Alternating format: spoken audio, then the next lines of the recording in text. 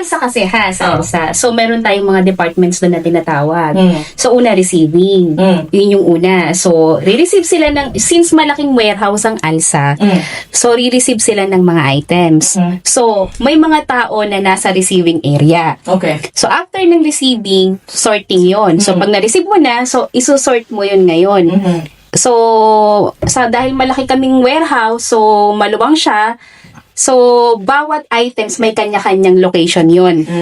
So, after ng sorting, sunod ang picking. Sa picking naman, halimbawa, pumapasok na, may nag-order na customer. So, sa picking na yon, i-pick nila yon. After ng picking, packing na. And then, ako sa packing ako. So, packaging na yon. So, ipapack mo na yung mga order. So, after yun, i-out na, shipping na yon. In charge na ang shipping doon.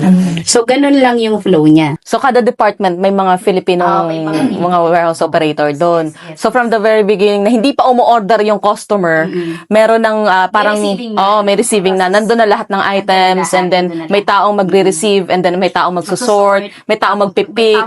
May order yeah, na. okay. Yun. Tapos may taong magpapack and then shipping na. Ano